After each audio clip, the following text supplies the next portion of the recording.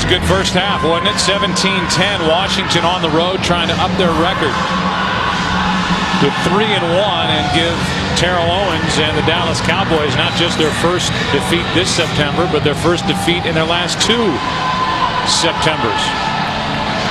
Jim Zorn has obviously done a very good job in molding this team here early after that Week 1 loss on a Thursday night against the Giants. Here is a return, busting into the open field and carrying it back is Anthony Spencer. How about that? That didn't work. They tried a little pop-up kick, and look what happened. 20-yard return by Spencer. Let's go down to Pam Oliver. Well, Joe, Jim Zorn with a whole host of compliments for his team's play in the first half. He said, first of all, we played with a lot of composure. He also said Jason Campbell did a great job just standing in there under some difficult circumstances. As for the Cowboys, Wade Phillips said that if they could score on this opening drive, that he feels they'll be okay. No need for some big emotional speech at halftime. He said these guys have to fire up themselves. Back to you. All right, Pam, thank you. At the end of that play, the Redskins are trying to bring the officials over and say that Anthony Spencer called for a fair catch on the kickoff, which you can do. Yeah, you just can't advance it. You cannot advance it. You can call for a fair catch unless, let's say, on an onside kick, it's bounced into the ground first. But let's see. Right up front here is Anthony Spencer. The kickoff return is not a reviewable play. There is no challenge by Washington. So Jim Zorn is told that it's not challengeable, and I think looking at that replay, I just think he lifted his arm. I don't think he was calling for a fair catch. I don't think that would even cross his mind. Yeah, I want to get back to the kick, though. I don't understand that. Never have understood it. Never have understood the squib kick. I mean, I understand that they got Felix Jones, who's a playmaker and all that, but you're giving the ball to him at 42. You're better off just kicking it out of bounds. Romo throws, and there's Terrell Owens down to the 39. Quick strike, 18 yards. Owens throwing on a long first half with Shawn Springs right in his hip pocket. Yeah, and this time they motion him, try to keep Shawn Springs from really being able to get a good jam on him, and then Springs turns him loose. And when he turned him loose, no one underneath, no linebacker, then picked him up. First down Dallas at the 39. Hand off to Marion Barber. London Fletcher on the tackle, a gain of 3. Well, last week at Green Bay, Terrell Owens caught only 2 passes for 17 yards, but everybody was talking about his hustle on the interception, a 20-yard difference, and he went all the way downfield and made that play, and then tried to get out in front of Felix Jones to help on that 60-yard touchdown run, and he at least got in the way. Yeah, and I agree. I mean, it was a great effort, but, I mean, isn't that what you're paid to do? I mean, so much has been made of this effort, and I think it's the NFL. I mean, it's a paid profession. That's what guys are supposed to do. Second down and 7, and the pass complete to Terrell Owens, who has a first down again. But I think for the most part, and I know you would agree with some of this, that in this day and age of the look-at-me attitude of wide receivers, whether it's Terrell Owens or Ocho Cinco or whoever else you want to say, somebody busting it when they're not getting the ball. You think about Randy Moss saying, I take plays off. It stands out in this day and age, no matter what his paycheck says, that he gets downfield and makes things happen. Yeah, I think it stands out for him because of, as you said, his past, and he's been a great teammate while he's been here in Dallas. Handoff is to Marion Barber. Big run down near the 10. Rodgers forced him out after a 15-yard run.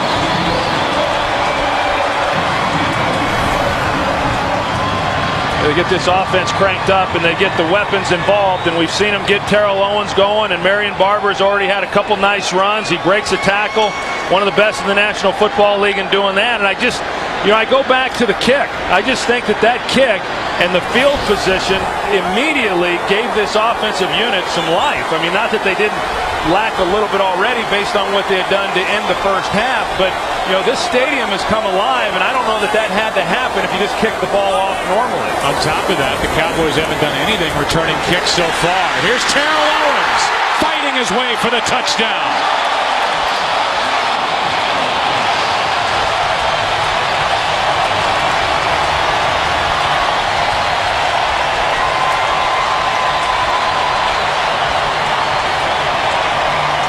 Well, you're right, Troy, when you say they got him involved. 3 catches on that drive, and for Terrell Owens, his 4th touchdown of the year. Shawn Springs, he's outside technique. I don't know if he thought he was going to get some help from LaRon Landry, but Landry hesitated to come down in front of that throw, and an easy completion and touchdown. And in a blink, 2.5 minutes off the clock, it's a tie game. And head coach Jim Zorn is just there with that look on his face, hands on his hips as Terrell Owens fought his way for the score. Tied in Dallas. Terrell Owens gets his 4th touchdown of the season, and now the Redskins will have it for the first time in this second half as Rock Cartwright carries it back. Broke free for a moment and is all the way out to the 35-yard line. Good return by Rock Cartwright, and let's go back to what you talked about moments ago. Why pop it up if you're the Redskins? The longest return by the Cowboys to this point has been 22 yards. I think that's a question that's going to be asked. You know, it makes no sense to me, and most of the time when I see it, it makes no sense. And you give a good offensive team the ball on the 42-yard line. I mean, this Cowboy team, I don't know what the percentages would be, but I can guarantee you, more times than not, they're going to score touchdowns, as we saw, and that's a mistake in my opinion. That's a coaching error. Starting at their own 35 in this tie game, this Washington offense, which was so impressive in the first half. Pressure, a screen for Portis. Not much room to maneuver as Terrence Newman made a play. A gain of only 4.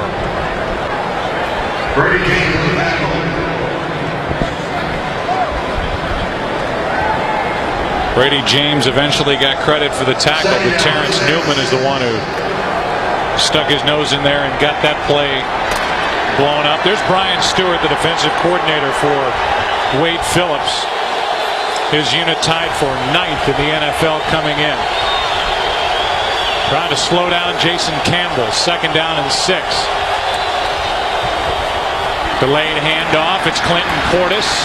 Wrapped up by Zach Thomas.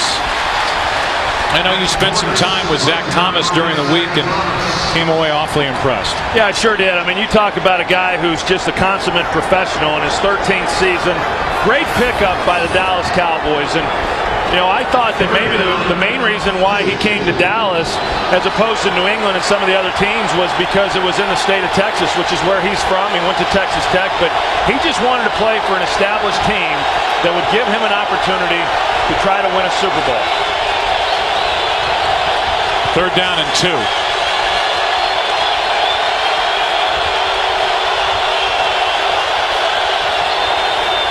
They toss to Portis. He has a 1st down and plenty more.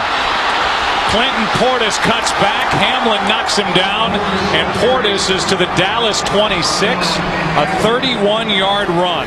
Yeah, I like the action there in the backfield, which threw everybody off. And when it first happened, you're going to see the motion, and because of that, you pulled defenders there to the right side, the offensive right, which then created the lane for Clinton Portis. Chris Cooley doesn't just catch passes and run well after the catch. He was out on DeMarcus Ware and threw a big block on that 31-yard run. 1st down at the Dallas 26. Liddell Betts gets it now as the Redskins are trying to establish their ground game. He picks up 3. And, you know, Liddell Betts hadn't been given a lot of opportunities in the first few weeks of the season to run the football, but when he got his opportunities, he had been very effective. Today, he has not been as effective running the football as what Clinton Portis has been. You know, I think for people just tuning in, maybe seeing the Redskins for the first time, realize that Jim Zorn was initially talked about as the offensive coordinator, eventually was elevated to head coach. Sherman Smith is tabbed as the coordinator. Jim Zorn is calling the plays. He dials this one up, and it's Moss setting up another 1st and goal. Santana Moss with another big day against the Dallas Cowboys. Well, and I tell you, Moss has been working mostly against Terrence Newman, and over 100 yards receiving there in the first half. Good job by Campbell. He wanted to throw the double move on the outside to his right. It wasn't there. He comes off of it right back to Santana Moss, and that's when you start really seeing the development of a young quarterback, when he's able to get back to those guys and knows where he is and is not forcing the ball. And we've seen a lot of that from Jason Campbell, but this guy right here, Santana Moss, I'd be going after him every single time if I was quarterbacking this team. On first and goal, penalty flag comes in as Portis gets in, but a flag is down right at the line of scrimmage. Holding, number 61, offense. 10-yard penalty, the first down. It's the center, Casey Robach, who is guilty of the hold, and now he pleads his case with the umpire. Well, it's bad enough when you get a hold at any time, but when you have a holding penalty against you on a scoring play, that's a tough one. Casey Robach, he's right in front of Campbell. He's the center. And the left arm, see if you can take a look at it. I can't see it, but you know the umpire is right there, and that's exactly what he's looking for. My guess is that he was holding. He takes the ball all the way back to the 16-yard line, where it's first and goal. Right now, the Redskins trying to get the play clock back up to 25 seconds. It's at 16. Please put 8:39 on the game clock, please. 8:39 on the game clock. They also reset the play clock, so that's at 25, and this is the fourth straight drive for the Redskins where they've had first and goal. This time, however, after the hold by Robach, it's back at the 16-yard line.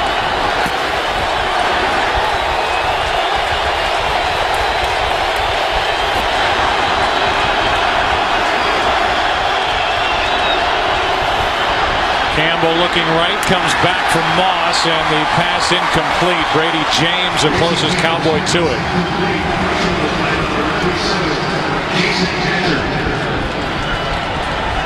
You know, Joe, when we were talking with Jim Zorn, you know, I know people out there, maybe not everyone remembers that Jim Zorn was hired to be the offensive coordinator and then ultimately got the head coaching job. And you know, I think for a first-time head coach, most would then relinquish the responsibilities of being the play caller. And he said that was never a consideration, that he had been chomping at the bit to be the play caller, and he feels that that really is one of his expertise. He's done a good job. Handoff is instead Campbell keeping it. He tried to get it to Liddell Betts, and I don't think those two could come together close enough, so wisely Campbell just kept it. Well, that was smart on his part, no doubt about that, because it was designed to go to Liddell Betts, but he gets so tied up there on the play action fake that he's not able to actually get it. Well, you know, I thought he pulled it in, but the ball was loose. He did a good job of just actually catching the muffed ball. And last year, Jason Campbell led the National Football League in fumbles, and he hasn't had one yet, but he sure came close on that play. Third down and goal.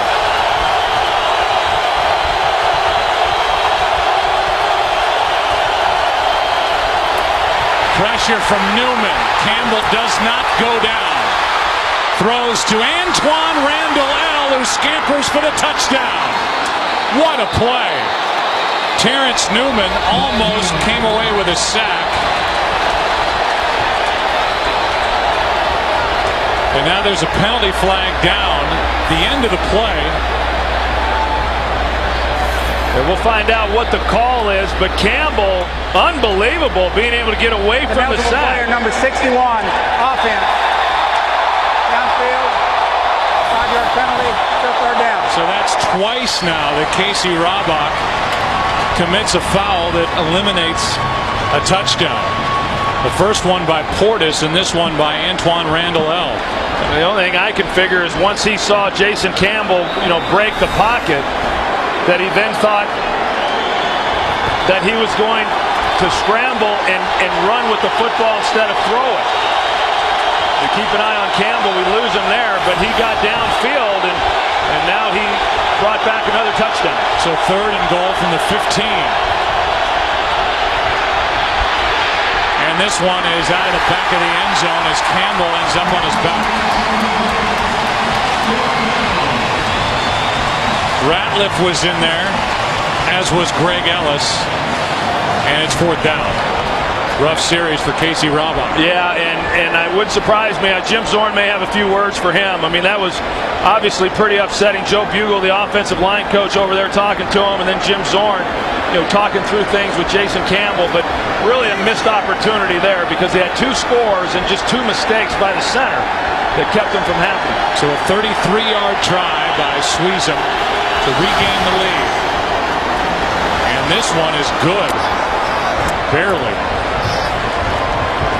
4 straight scoring drives for the Washington Redskins.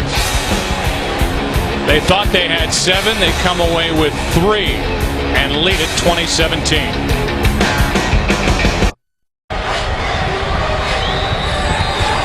There's a scoring drive. Jason Campbell showed a number of times how athletic he is and all the things he can do. Not going down on what could have been a sack by Newman. 2 touchdowns called back on 2 penalties on the center, Casey Raubach. Now Sweezum kicks it deep, and it's a touchback. TO time, huh? Second half. He had a good first drive, including a touchdown. Let's go back to that penalty that wiped away the touchdown. You can see he can only go 1 yard. Anything past that is illegal man downfield, and clearly, Casey Raubach, he just lost sight of where he was on the field. That was the second of 2 penalties that brought the ball out of the end zone, and the Redskins have to settle for 3 points and a 3-point lead. Here is Terrell Owens. That's now 4 catches in a drive plus after having just 2 catches the entire first half for 11 yards. And you just start to think when you watch Terrell Owens running some of these routes and working against Shawn Springs that Terrell now, sometimes it takes a little bit of time to really figure out, okay, how am I going to beat this guy? But what we've seen here in this second half, that he's gaining some confidence as to how Shawn Springs is playing him, the leverage that he has, and what I need to do in order to beat that. Second down and 1. Romo throws and out of the reach of Creighton, who had Rodgers on his back.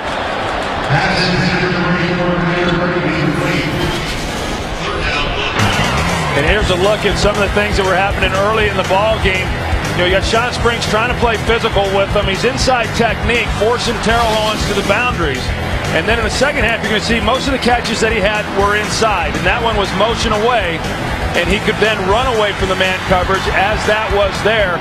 And then on the last catch that he had, he also was able to get inside leverage on Shawn Springs. So everything was getting funneled to the outside early. Now he's making the receptions in the middle of the field. Now it's 3rd down and 1. A toss to Terrell Owens as he picks up a first down. An awkward way that he went to the ground on the tackle, a gain of 5. And at the end of that last possession, Terrell Owens scored his 32nd touchdown in 35 games with the Dallas Cowboys. It looked a little bit like what we saw the Washington Redskins do with Santana Moss when they came back with Clinton Portis. However, the Cowboys, they go ahead and feed the ball to Terrell Owens. Normally he attracts a lot more attention than what he did on that one.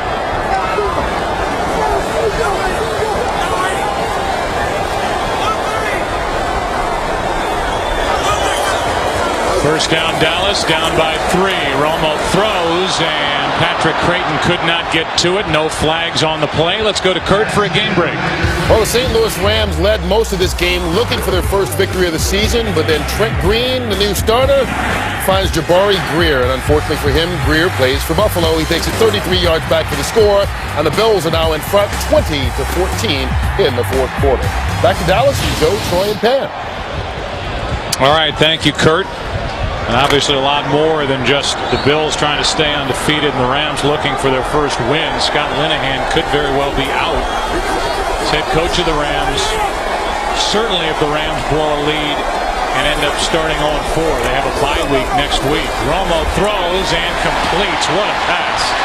And a good catch by Witten for a first down, and there's a penalty flag now down on the far side of the field. Back at the 44-yard line in the area where the ball was caught. We will check the foul. Holding, number 27, defense. Penalty is declined. First down. How about that throw by Tony Romo? Yeah, and it was good coverage by Reed Doughty, the safety for Washington, and you can only put this one place. I mean, that's a great angle right there for our viewers to know exactly what Tony Romo saw. And Doughty had his arm in there. I mean, it was great coverage and just great concentration on Jason Witten's part. But, you know, I've said many times, I've always felt that a great throw beats great coverage, and that was a good example of it. So first down for Dallas. Quick setup and throw, and it floated on Romo and out of the reach of Terrell Owens. Next Sunday, NFL on Fox, we will be in Philadelphia for these Redskins against the Eagles. Another big NFC Eastern Division matchup for Washington on the road after this weekend in Dallas. Also Seattle and the Giants. Chicago at Atlanta, Green Bay, and the late game is Tampa Bay at Denver. And Denver was shocked as that defense and all those issues they have defensively for the Broncos give up 33 points to the Kansas City Chiefs in a loss. This one is behind Curtis, who had it, lost it, and it's fumbled out of bounds. It'll stay with Dallas as London Fletcher delivered the hit that knocked it out. London Fletcher, not the biggest guy, but he reads this right away. He's barreling down on it. And a big hit, and yeah, when it happened live, I thought that might in fact be a fumble, and that's exactly what the ruling was. And so they lose yardage on this play. 4 yards they lose, and it brings up third down and 14. Shawn Springs is not on the field. They're working on his calf, and Carlos Rogers is lined up across from Terrell Owens. See if Romo looks that way. Deep for Owens, out of his reach, fourth down. So they went right after Carlos Rogers with help from Landry, and the pass too far. Yeah, and a couple plays ago I saw that they had Carlos Rogers on Terrell Owens, and that Shawn Springs wasn't in the game, and I thought they'd go to this maybe even a little bit sooner than what they did. They're going to get some help. LaRon Landry working that way, which is what they have shown throughout much of this game.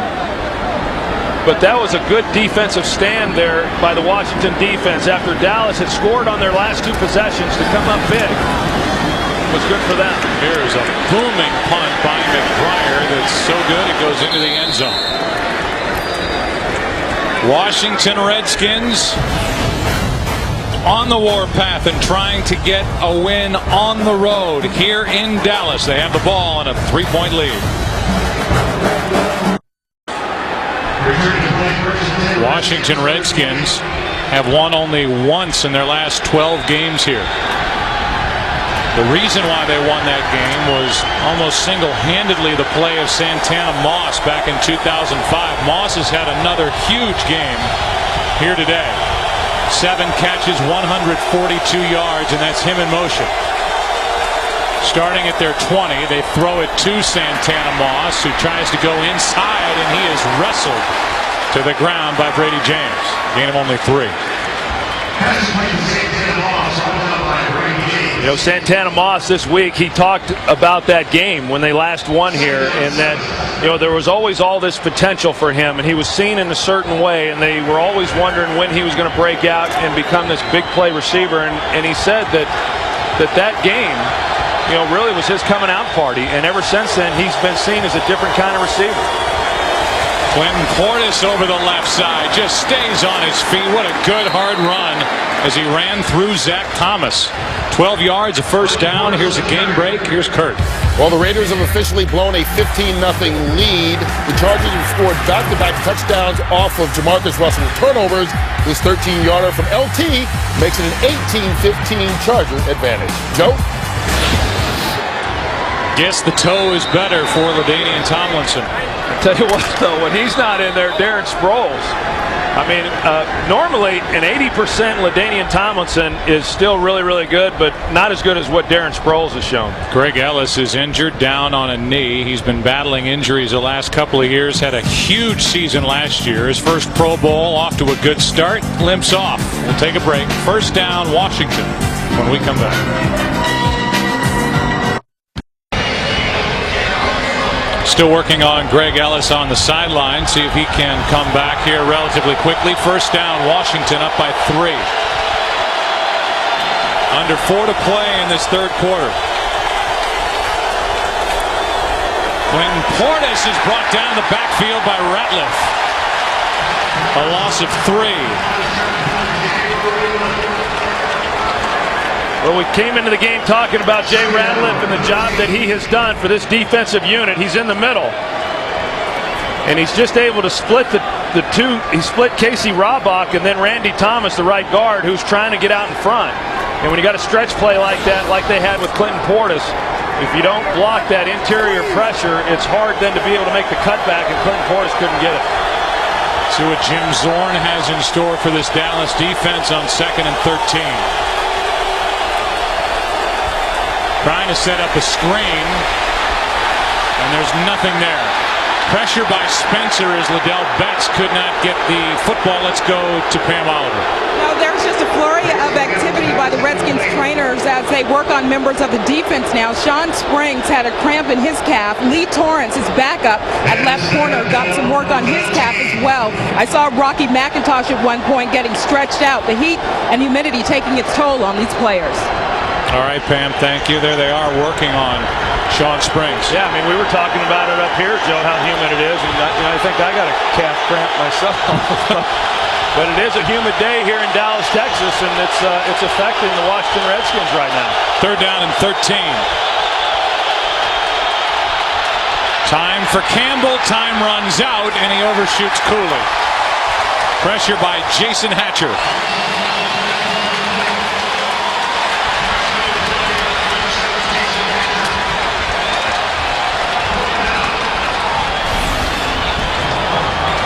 DeMarcus Ware, they got the chip again. As you see, and then DeMarcus Ware said he's had about enough of that, and they don't like it. They don't like when they're engaged with an offensive tackle. Then you got a running back who's goring down on them as well. Brooks hits another good punt. Adam Jones backpedaling as he takes it in, and he gets a face mask that almost rips his helmet off. They didn't see it. I'm not sure what you're looking at as an official not to see that.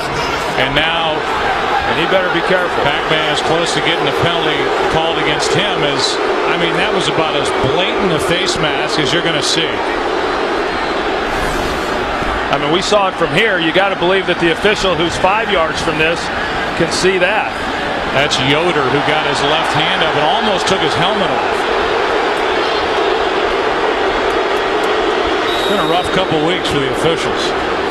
Boy, I'll say. So the ball is at the 19-yard line, and then Pac-Man Jones was stunned to get up and not see a flag, and now he is hot. While the Dallas offense goes to work down 3. You know, they don't find players, though, for disparaging remarks about the officials.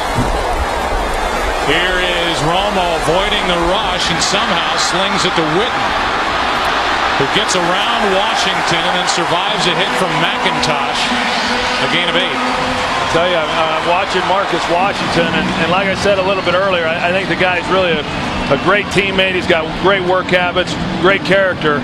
But boy, it looks like he has really lost a step. He's not running very well, and to try to put him in any type of situation where he's going to be covering Jason Witten, it's just not something that favors Washington very well. So it's 2nd down and 2. Meanwhile, Romo did a good job of avoiding a sack and somehow getting it into the hands of Witten. The play clock is about to expire.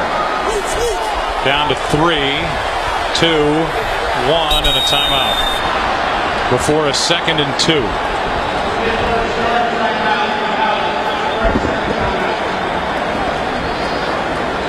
So a first timeout taken by the Dallas Cowboys. And they'll have to talk about this 2nd down and 2 with 1:50 left in the third quarter, and there is Jason Garrett. But I would say so far, Troy, from what we've seen in this game, you look at the way these two teams have played, the Washington Redskins have outplayed the Dallas Cowboys to this point. You know, I think Dallas has played pretty well too, but I would say yes, that Washington has played exceptionally well, and you know they've answered when they've had to, and I think that's been the most encouraging thing, you know, for the Washington Redskins, and they've played really good defense. I think that timeout right there was needless, and it's going to come back to haunt them in the game that we're currently looking at once we move into that fourth quarter. You'd rather take the penalty? No. They should never have gotten to that situation. Oh, I got you. The play should have gotten in earlier. Here is Barber. He gets it on a handoff, and they've done a good job, the Redskins have, of controlling the running game for the most part of Marion Barber. McIntosh in on the stop. He goes back to the line of scrimmage. That's it. Now it's 3rd down and 2. Yeah, they have done a great job, and that's not easy to do. And you have to gang tackle when you're trying to bring down a guy like Marion Barber. And throughout the day, you know, they've done that. And you know, it's easy to say, hey, let's shut him down, and starts with stopping the running game. But Washington, I've been pleased. I tell you, this is I don't know what's going to happen, but this is another game here in Week 4 where I'd say that the Washington Redskins have taken another step forward. Yeah, they've taken a step every week after that season-opening loss at the Giants. 3rd down and 2. Romo throws, and Creighton is open. Smoot loses his helmet on the tackle, and he lost Patrick Creighton in coverage. And now Fred Smoot is slow to get up.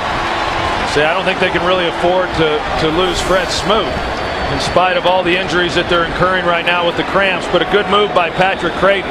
You know, Patrick Creighton, when they had Terry Glenn as the other receiver, he was primarily a slot receiver, and that's the type of routes that he's really good at. Work in the middle, the stop and stutter, and he's got really good quickness, and we saw it on that play. He got Fred Smoot working over the top. He came out of it, easy 1st down. So now let's check the lineup. As Smoot's going to have to come out. They stopped the clock. He's going to have to sit out at least one play. Lee Torrance is back in the game. I do not see Shawn Springs out there. Reed Dowdy is on the sideline for the moment, but he'll check back in. They do have a 3-safety package, the Redskins do, that they call their Cobra set, but there's Springs. They're getting thin out on the outside. Well, I would tell you that Jason Garrett is very good at knowing exactly who's on the field defensively. And my guess is that while he sees that you've got Fred Smoot, who's injured and going to have to come off the field, and then Shawn Springs, who's already on the sidelines, I would expect them to do something to try to take advantage of that on this next play and take a shot. They just came away with that 1st down, an important one to Patrick Creighton as they trail by 3. And Springs doesn't look all that great over on the sideline. He really had a good first half against Terrell Owens. Terrell Owens went to work first possession of this second half. Ended up with the touchdown, and now Springs is on the sideline. 40 seconds left in this third quarter, and Smoot is still on the field.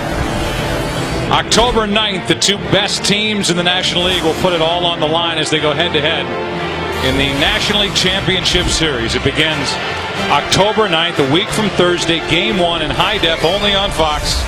And we have the NLCS through the World Series, and it will either be the Dodgers or the Cubs against either the Brewers or the Phillies. Those are the matchups, and after losing his helmet, Fred Smoot is dazed as he comes back to the sideline. Well, you know, we talked about it when I think we were in Cleveland a few weeks back, Joe. I'm just amazed at the helmets from week to week that you see flying off of a guy's head. I never wore a helmet that was that loose. You see 2 a game, it seems like. And that one, Smoot lost it on the tackle, and you know how cautious they are now in the league with head injuries, so Smoot is gone. That's Witten in the backfield that Troy circled. It's 1st down, and it's an interception by the rookie Horton. Stepped in front of Miles Austin, and for Chris Horton, that's his 3rd pick, and none bigger than that one. Chris Horton's become a real playmaker, and Tony Romo just never saw him. I mean, it looked like he had a clean lane and a clean throw right out to the outside here, and you're going to see him. He's underneath, and he's just going to come running all the way out. He gets underneath it, and they're doubling. they're doubling Austin Miles, which I shouldn't say they're necessarily doubling him as much as Chris Horton's responsibility was to cover the flat. But that gives you an idea. When I said earlier in the game, this guy gives you great range, I mean, that's awfully impressive for a guy where he lined up to get all the way underneath that comeback throw. Already a defensive player of the week in week 2 in the win over New Orleans with his 2 interceptions. Now he has his 3rd. Again, the 249th selection in this past draft out of UCLA. Here is Clinton Portis. He is knocking on the door of a 100-yard day as he picks up 6. And we are finished with the first 3 quarters here in Dallas. What a game. An upset in the making at the moment. Washington up 3. Back after this from your local Fox station.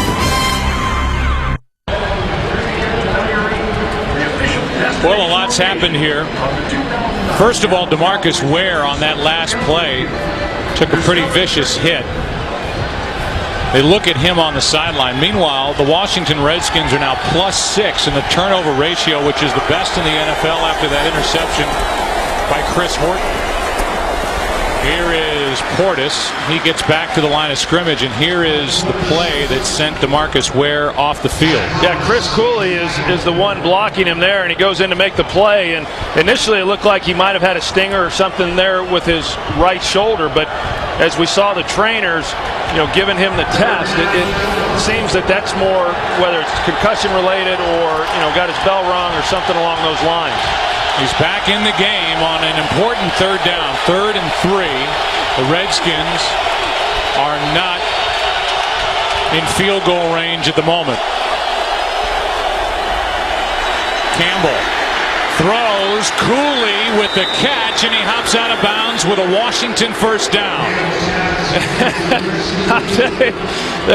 And you got to laugh about it. I mean, he just kind of threw this one off balance, and they got 2 guys right there in the area. And, Brian Stewart, as Pam reported earlier in the game, saying that, well, Jason Campbell isn't getting to his 2nd, 3rd, 4th reads in the progression. He certainly has here in the second half, and he did on that last play, and that's why they picked up the first down. And this is a big possession right now for both teams. If the Washington Redskins are able to get a touchdown, all of a sudden you make it a 2-possession game in the 4th quarter. Everybody is slipping on that field, whether it's the humidity. Liddell Betts goes down. We've seen that since the start of this game. You saw it on that last completion to Cooley, even with guys slipping and sliding. You saw those numbers, Troy. This is a Washington team. If you're Jim Zorn, you have to be pleased that statistically they have dominated the 4th quarter in their last 2 wins, and here they are in the final period now. Yeah, dominated it because offensively they've scored points and they've finished games, and then more importantly defensively they've not given up any 4th quarter points all season long. 2nd down and 7. Redskins are in field goal range now. They have loftier hopes as Campbell again goes through the progressions and finds Chris Cooley for another Washington first down. I am really impressed, Joe, with the poise that Jason Campbell is showing. And he wanted to take a double move shot up the sideline to Santana Moss. Anthony Henry was in great coverage, and rather than force one, he comes right back underneath and keeps the chains in a positive situation and gets the first down. And that's really what you want from your quarterback. If you can call the shots and know that he's not going to take them if they're not there and still get completions, that's what you want from your quarterback. He has a 112 quarterback rating in this game. He still hasn't turned the ball over as Liddell Betts takes it to the 15-yard line. And up front, offensive line, defensive line, the Washington Redskins are winning the battles against this Dallas team. Yep, and I'll go back to Jason Campbell. It's pretty obvious to me in a really short period of time, him and Jim Zorn have developed quite a rapport and quite a chemistry, and that's important, and Jason Garrett and Tony Romo have that, and I had that when I played, and when you have that with the guy who's calling plays, and the guy believes in you, it's amazing how much confidence then you go into a game with and how that elevates your own performance. 2nd down and 4. And the handoff is to Betts. I don't know how they didn't throw a flag on that. Jansen looked like he moved a full second before the ball was snapped. And Zach Thomas gets upset about that, but they did not throw a flag. And I don't know how they missed that. I'm not sure. Maybe the trainers for the Cowboys ought to be putting these officials through the eye test. I mean, that is clearly a false start. But no call, and it's 3rd and 4.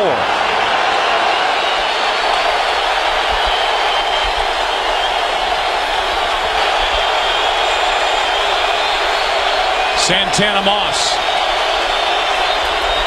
Across from Pac-Man Jones. That's where Campbell goes with it. Incomplete. It's 4th down.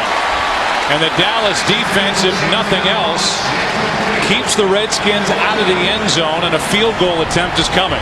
Yeah, he had him too. Jason Campbell had him. It was a hot ball. I mean, that thing was coming in, and it got high on him. And if it had been lower, he still should have caught the ball. But if it had been lower, it's a much easier catch, especially when a guy knows he's about to get hit, and they pick up the 1st down. 33-yard try coming here from Sweezum to make it a 6-point game.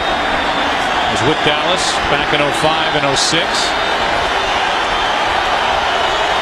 Shawn Springs hits it. And it's 23-17 Washington as they add to their lead, looking for an upset on the road in the tough NFC East. 6-point game in Dallas. The Redskins in the red zone in this game after coming in with 6 touchdowns and 10 trips inside the 20 this season. Have 3 straight field goals after touchdowns on their first 2 drives. One thing Campbell hasn't done is turn it over. He keeps that streak alive. Redskins are winning the turnover battle here in this game. Felix Jones across the 20, and then he's crunched at the 23. Tony Romo will head back to work, coming off his interception. Teammates trying to pump him up as he hits the field. He's down 6.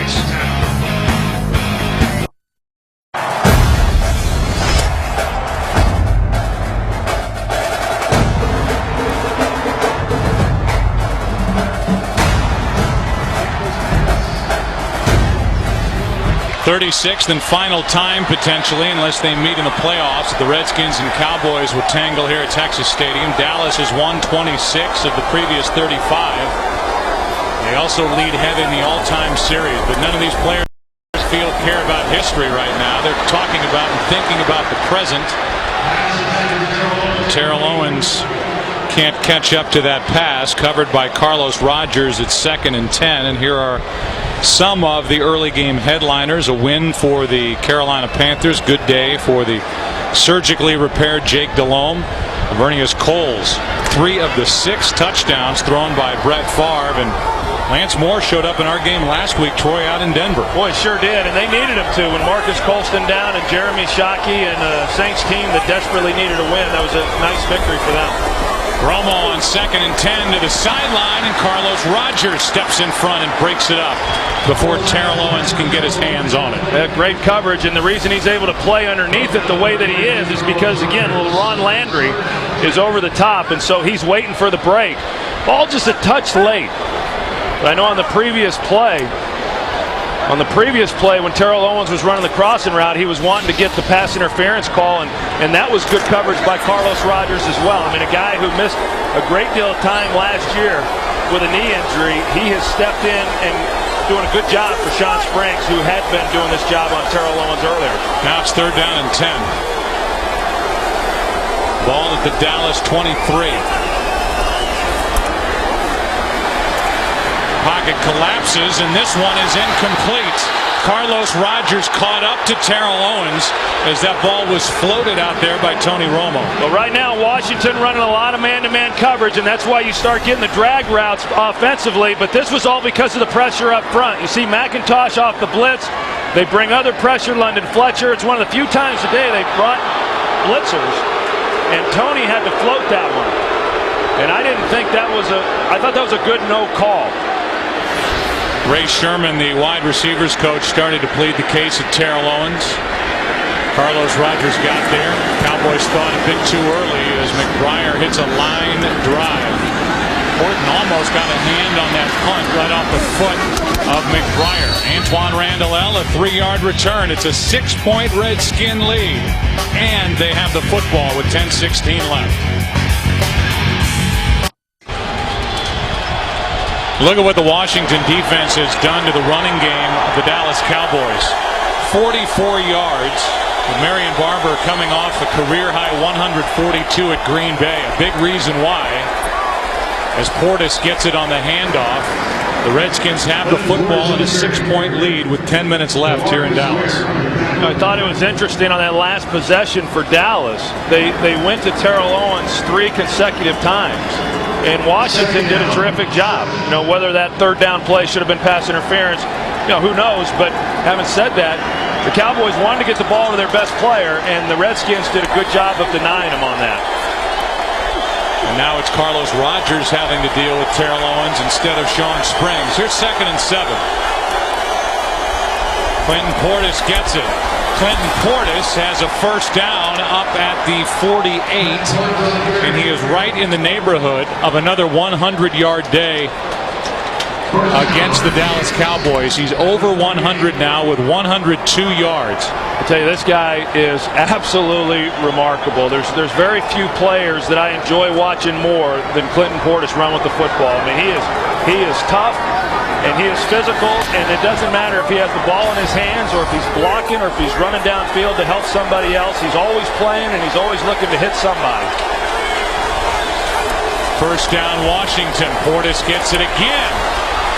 Won't go down easily and picks up 13 yards and another Washington first down. Clinton Portis, Troy, had the only 100-yard day against the Cowboys last year in Week 17, and he is well over 100 now here in Texas Stadium against the Dallas defense. And what's pretty remarkable about Clinton Portis is, as physical as he is as a runner, I mean, the guy has only missed 12 games due to injury, and 8 of those were in 2006 because of a hand injury. So besides that one injury, he'd only missed 4 other games because of injury, and he takes a pounding every week.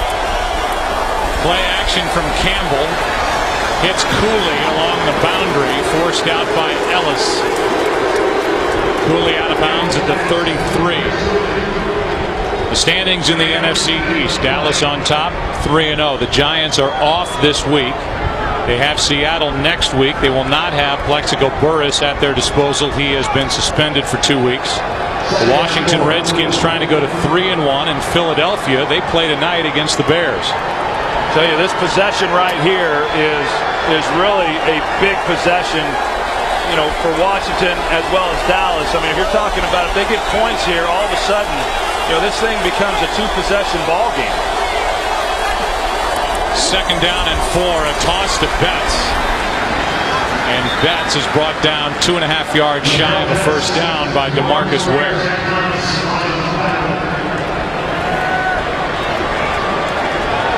Under 7.5 minutes to play, and Washington trying to do to Dallas. They did to New Orleans, and then last week the Cardinals by dominating the final quarter. It really is an impressive performance, and I think that even, you look at Dallas defensively, I think Dallas defensively is certainly one of the best defenses in the National Football League, and yet Washington, has been able to move the ball and have great success. And you look at the players that Dallas has, and you would think that they'd be playing better than what they have here today. 3rd down and 2, and Washington has to take their first timeout. 3rd down coming up when we come back.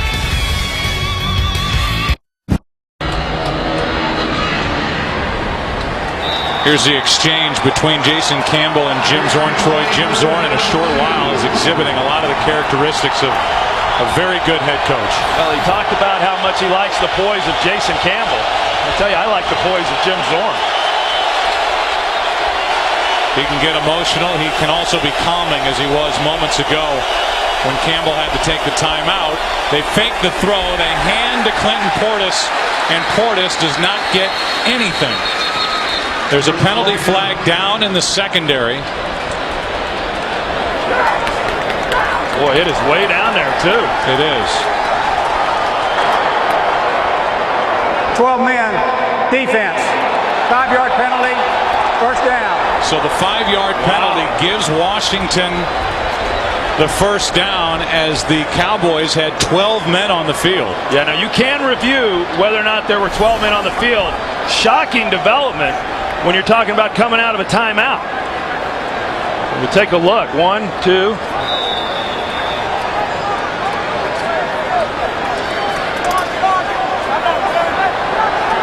And then it's a matter of if there's one back here. Yep. They do not review it. It is a first down. And it is Clinton Portis to the 25. There was one guy, Troy, that you couldn't number because of the way your telestrator is set up. And clearly there were 12 men on the field. And here's another maybe better look at it up the field at this Dallas defense.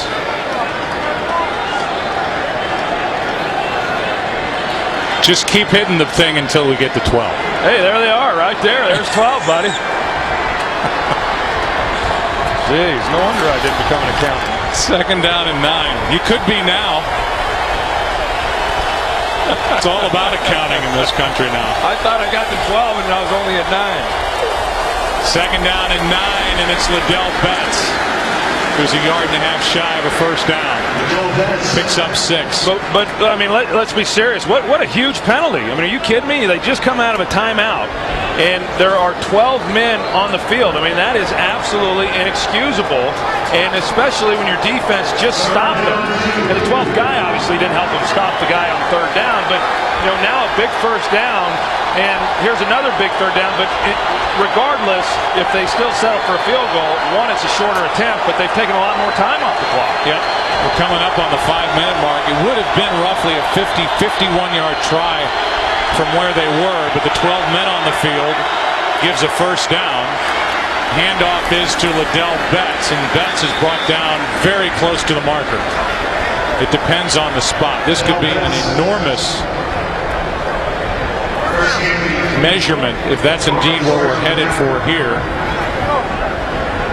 Well, based on that, and our viewers at home know that the yellow line is not official, that would indicate that it is a first down. And we're not off by that much. And so my guess is that that's going to come out as another first down. They'll run the ball, and they'll take as much time off the clock. Dallas, remember, they only have 2 timeouts. They had to burn the 1 timeout on 3rd down earlier in the 3rd quarter, which I said then could come back to hurt them. But they're going to be able to milk this thing down pretty good. And then it's just a matter of whether Jim Zorn wants to just be content with a 9-point lead and a field goal here, or if he wants to make it a 2-touchdown game that Dallas would then need to get back in. Personally, I think I would be calling for the touchdown. I think it's too easy to go down and get a touchdown and then get an onside kick and then you're in position for a field goal. I'd like to see the Redskins do what they can to score a touchdown. So far, the Dallas defense has been able to hold inside the red zone after the Redskins got touchdowns on their first 2 possessions that took it down inside the 20.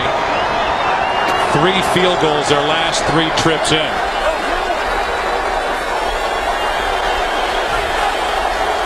Liddell Betts is the tailback. He gets it over the left side, and there's nothing there. Marcus Spears came down to make the play. A loss of 1. And I think that, you go back to last year, and the Cowboys defensively finished out pretty good, but the criticism was they never made the plays at the end of the games when they had to make them. They didn't make them in the playoffs. They didn't make them late in the year. Well, this drive here, you're talking about a 6-point game for Dallas, and this drive started on the 34-yard line of Washington, and they've driven the ball down here to get to this position. And these are the types of plays you have to make defensively if, in fact, you're going to be regarded as a good defensive team. Play selection has been balanced. That's what Jim Zorn was looking for coming in, and he's been right there balancing this offensive attack as Zach Thomas makes the tackle on Clinton Portis, a gain of 5, and now a timeout is taken by the Dallas defense. 1 timeout left now for the Cowboys, and here's some of the emotion that Jim Zorn brings to the sideline for the Washington Redskins. It's great to see. A guy who had a long career as a player in this league, He's been a long-time assistant coach.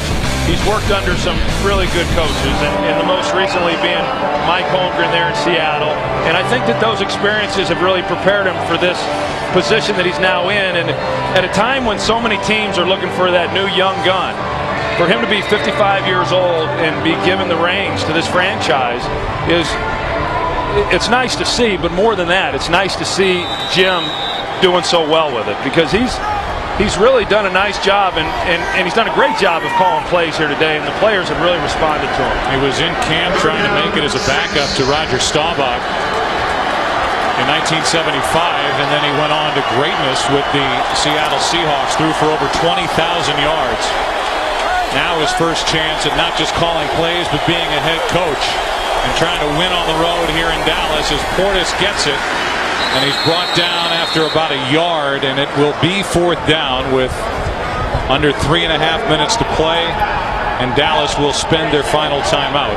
Yeah, and after Washington got that last first down, Jim Zorn obviously just said, hey, we're going to run the ball, we're going to try to get it in as good a position as we can for the field goal, and we're going to take as much time off the clock, and we'll make it a 2-possession game, and then hopefully our defense can then make a stop.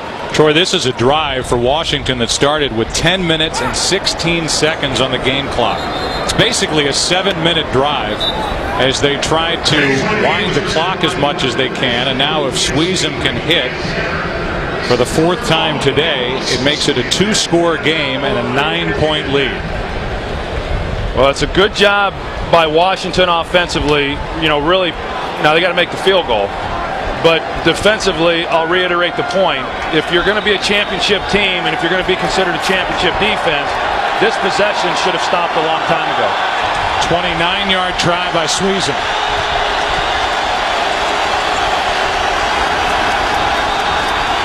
High snap. The kick is drilled by Shawn Sweezum, and it's a 9-point game, and Sweezum is 4 for 4.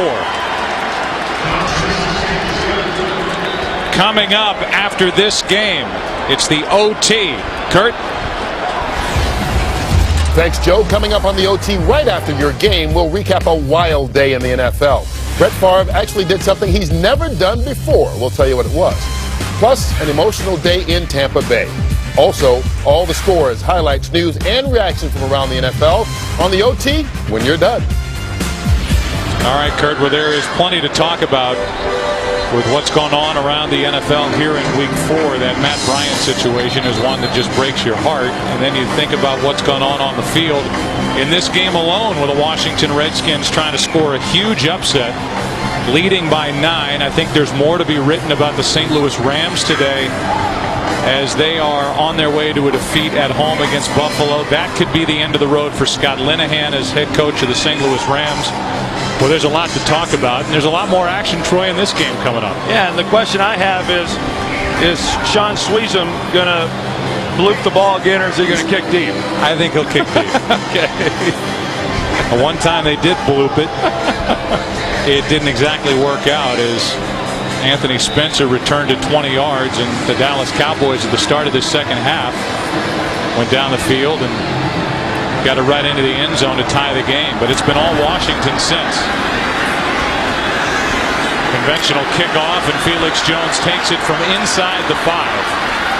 And Felix Jones gets to the 14-yard line, and that is all.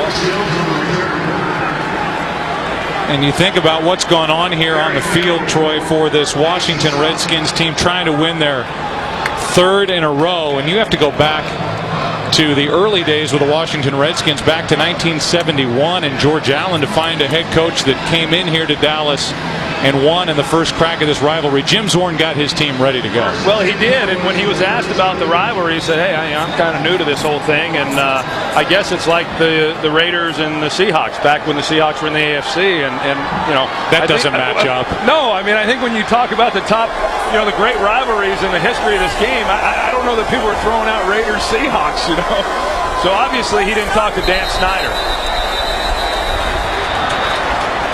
That was Wilson that came across. Offside, number 95, defense, unabated to the quarterback, 5-yard penalty, still first down. So a quick and easy 5 yards for the Cowboys, but they have to get the ball down the field into the end zone, and then hope to get it back on an onside kick. They have no timeouts left. You know, I say that about, obviously didn't talk to Dan Snyder because Dan Snyder is passionate and a lifelong Redskin fan about what it means to beat the Dallas Cowboys. Big marks await this roster and certainly the head coach and the defensive coordinator if the Redskins can hang on. Here is Witten. Witten slides down at the 36. An 18-yard catch and run as the clock continues to wind. Yeah, and the one thing that Washington can't afford to have is a big play touchdown. If they can allow, even if Dallas scores, if it's under 2 minutes, then they just have to recover the onside kick. They just can't give up a big play. What a hit on Tony Romo as he completes it to Witten. And I don't know how, but Romo pops up and goes running down the field to get his team to the line. Yeah, good pressure off the backside, and because Washington not wanting to give up a big play, there's a lot of air right now around that 15 to 25-yard area. Andre Carter just leveled Tony Romo, and the Dallas quarterback popped right up. This one is to Witten, and the pass is dropped. That stops the clock with 2 minutes 25 seconds left in this game, and here's that hit on Tony Romo. Yeah, he didn't know this one was coming either and got him right in the backside. But, you know, hey, for as much as Tony Romo moves around in the pocket and avoids the hits, if you're going to play in this position and you're going to be as good as what he has been, you've got to be able to take those hits, and he can take them.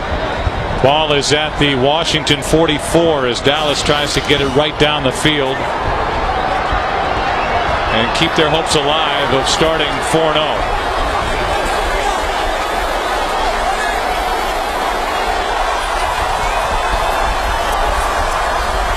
Romo steps up, throws, has a receiver, Austin, who's down inside the 25.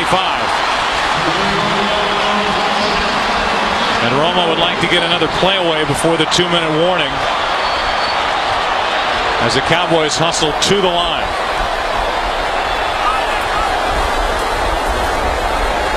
Romo, end zone, T.O. off his hands and incomplete. Tried for the spinning catch, and that'll take us to the 2-minute warning. Carlos Rogers was back there for Washington. 1:58 left.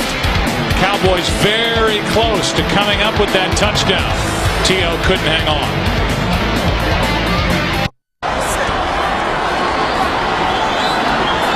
A 1:58 to go. No timeouts on the scoreboard for the Cowboys, down by 9.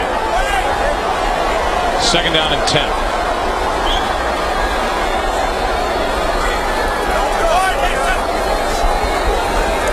Romo, a quick throw, and he missed Miles Austin. I don't know if you caught it, but Tony Romo was hitting his hip, and he was trying to give Miles Austin a route to run. He wanted to change the route, and it looked like Miles did what he thought he was supposed to do, or what Tony Romo wanted him to do, but based on Tony's reaction, it wasn't. So the incompletion brings up third down and 10. There's the day for Romo. 7th straight game with an interception for Tony Romo. It was Chris Horton who came away with his third, the rookie, earlier in this half. Romo floats it for Owens, who makes a one-handed catch, and he's shoved out of bounds with a first down by Rodgers. That is a big catch for the Cowboys if they want any chance of coming back. Well, it is, because otherwise they're going to be 4th and 10 and come down to one play in order to pick up a first down. And a nice job by Terrell Owens being able to pull that one in. Not an easy catch. So sees him at the last minute and lays it out there, hoping to give him a chance to get underneath it. And fortunately for Dallas, Owens was able to do that.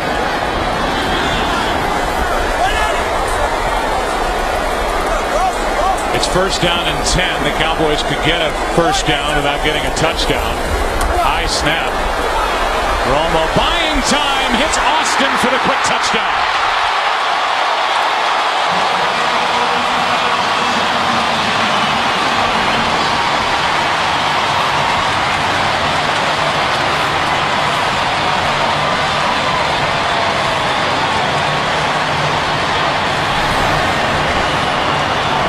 Tell you, there for a while, it looked like Tony might have been able to run that one in himself. But as we talked about, just a good job of keeping his eyes up the field. And then Austin getting the ball and taking it into the end zone. 2 straight weeks with a touchdown for Miles Austin. He missed the season opener with a bad knee, and that extra point means that if the Cowboys can get an onside kick, a field goal would win it. Romo 5 for 8 on that drive, an 82-yard drive, and the touchdown here to Miles Austin. And I'm not even sure that play was designed, because Reed Dowdy, the safety, came running underneath thinking that they may throw a slant or something real quick. And then when he got there, Miles Austin went underneath him and ran by him. It was just probably a pretty good reaction by Miles Austin, seeing Romo looking for a little help. And now it comes down to an onside kick. Tony Romo just tied you, Troy, with his 13th 300-yard passing day. That touchdown to Austin put him over the top. And don't forget, the OT is coming up, presented by Lowe's, and it will include an emotional interview with Matt Bryant. He and his wife losing their 3-month-old during the week. He kicked today, made 3 field goals for the Tampa Bay Buccaneers in their win over Green Bay. But right now, we've got an onside kick coming to determine if the Cowboys will have any chance to win this game. Yeah, Jason Campbell knows that he's done all he can do. Now it comes down to the special teams.